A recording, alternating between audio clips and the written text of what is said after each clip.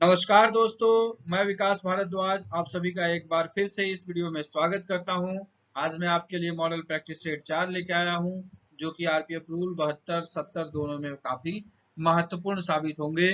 30 वस्तुनिष्ठ प्रश्नों का सेट है। डिफरेंट डिफरेंट पार्ट को कवर किया गया है। आशा करता हूं कि आपके लिए टेस्ट काफी लाभदायक सिद्ध होगा। कट ऑफ 26 रखी गई है। 26 या इससे ऊपर वाले बहुत बेहतर तैयारी में है। 20 से 26 वाले को संतोषप्रद या बहुत अच्छा कहेंगे। 20 से कम अगर होता है तो आप रिवीजन पे जरूर ध्यान दीजिएगा अगर आपको सफल होना है तो। विगत कुछ दिनों से बहुत लोगों के फोन आ रहे हैं कि सर एग्जाम होगा नहीं होगा। लोग काफी हंस रहे हैं, मजाक उड़ा रहे हैं।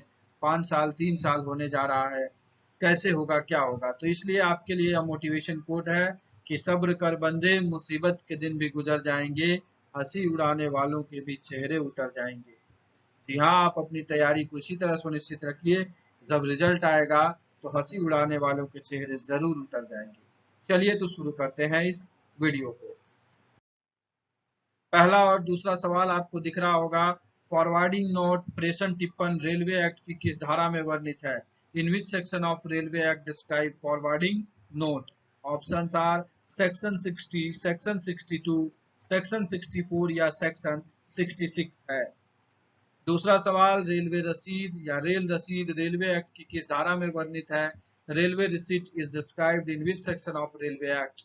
Options are section 61, section 63, section 65 या सेक्शन 66 में डिफाइन है या डिस्क्राइब है। तीसरा और चौथा सवाल देखिए, प्रेषणों का खुला परिधान रेलवे एक्ट की किस धारा के तहत की जाती है? Open delivery of consignment is done under which section of railway act? Options are section 80, section 81, section 82 and section 83। सही उत्तर आप टिक कर ले। अंतिम में आपके लिए आंसर की रखा गया है। चौथा सवाल, फोर्थ क्वेश्चन, प्रेषणों का भागता परिधान रेलवे एक्ट की किस धारा के तहत की जाती है? Partially delivery of consignment is done under which section of railway act? Options are section 80, 81 या 82 या 83। क्या सही उत्तर है? आप उसे टिक आउट कर ले। चलिए, बहुत बढ़िया, आगे चलते हैं।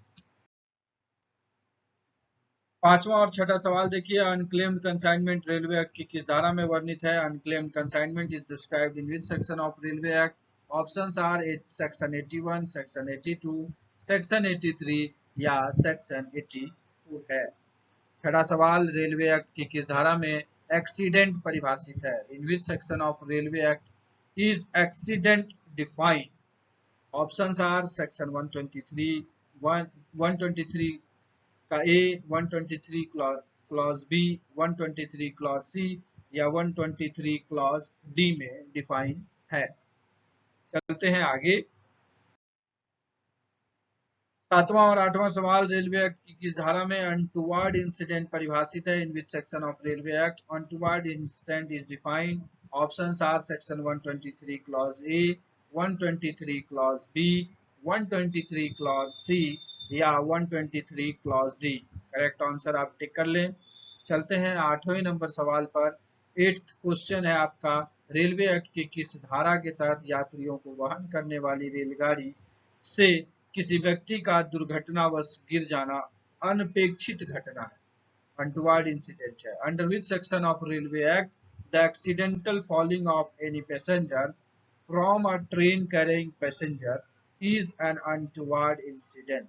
Options are section 123 clause A, 123 clause C का सब clause 1, 123 clause C सब clause 1 का सब clause 2 या सेक्शन 123 का क्लॉज 2 क्लॉज सी का क्लॉज 2।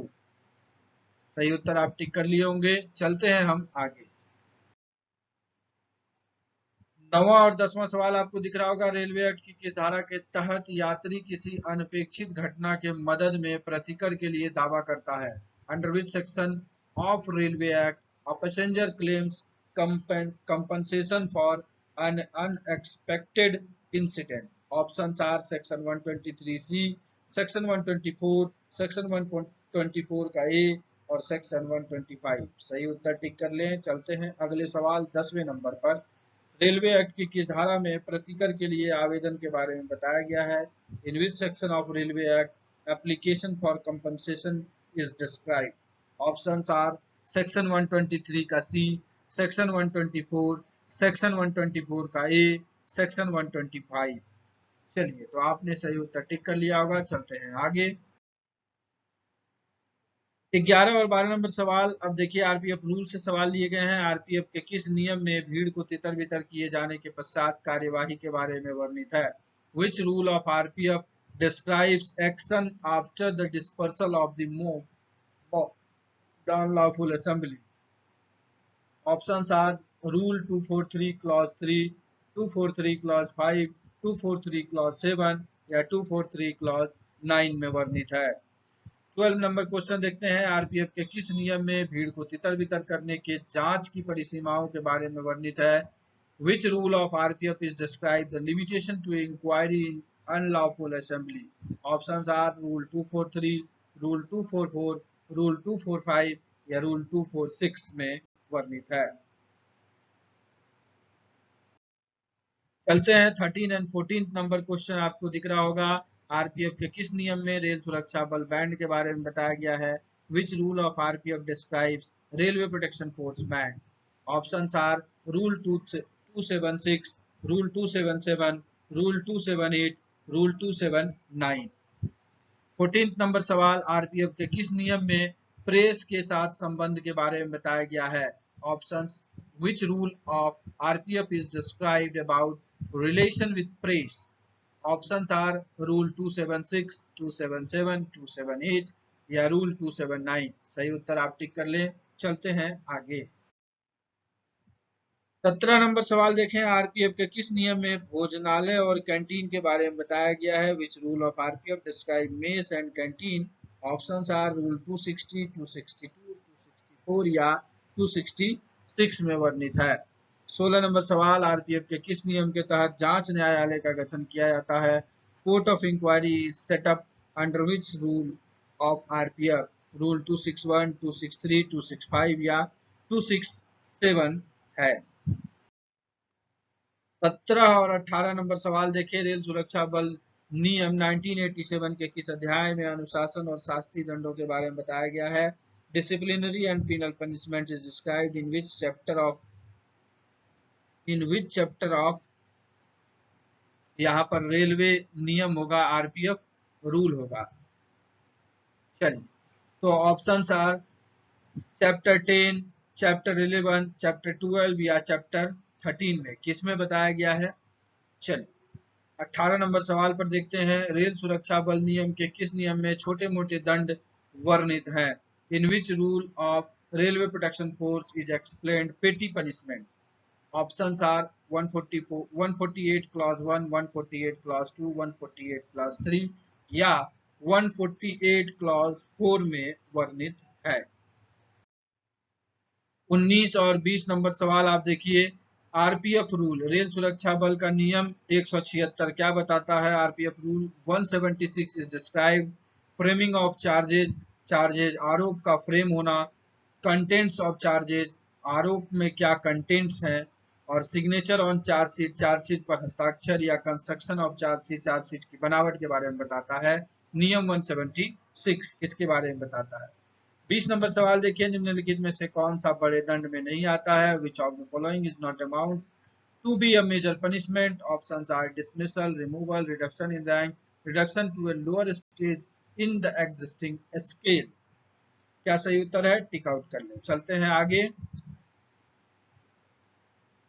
आगे है 21 और 22 नंबर सवाल। तंबाकू एक्ट के किस धारा में सिगरेट और तंबाकू उत्पादनों के विज्ञापन के लिए दंड के बारे में बताया गया है?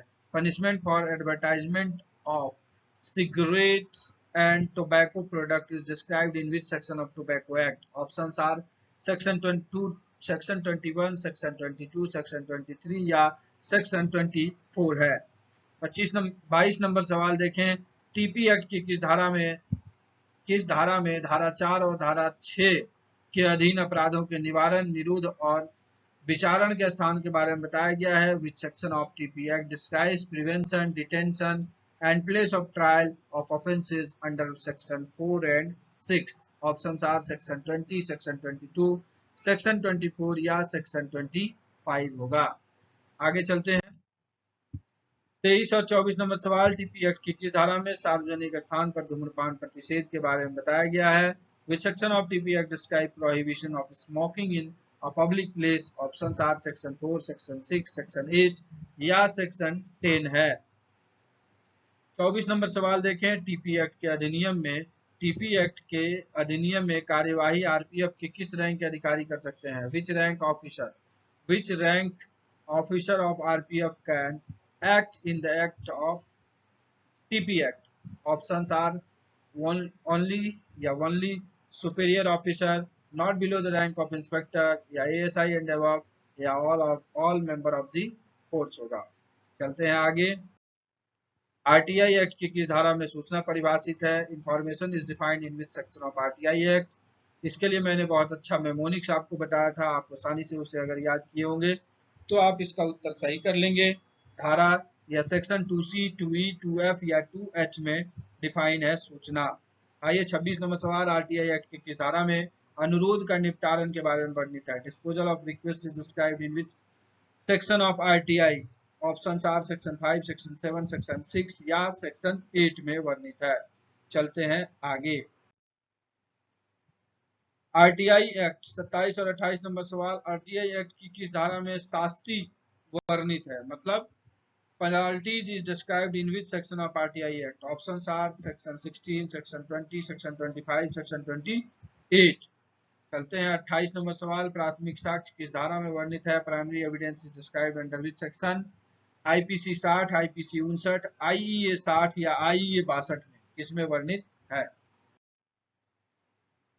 चलिए तो देखते हैं अब हम लोग 29 या 30, अंतिम स्लाइड है। मानहानि का दंड किस धारा में है? Punishment for defamation is described in which section? Options are IPC 499, IPC 500, CrPC 110 या सीआरपीसी 129 में वर्णित है। अंतिम सवाल इस वीडियो का, विधि विरुद्ध जमाव का दंड किस धारा में वर्णित है? Punishment for unlawful assembly is described in which section? IPC 142, IPC 143, CrPC 129 या सीआरपीसी 132 है। तो आशा करता हूं कि आपने सारे उत्तर सही किए होंगे। तो चलिए अब आपके लिए आंसर की लेकर के आते हैं। उससे पहले बता दें कि जिन लोगों ने पीडीएफ डिमांड किया है, पीडीएफ आपको प्रोवाइड किया जाएगा।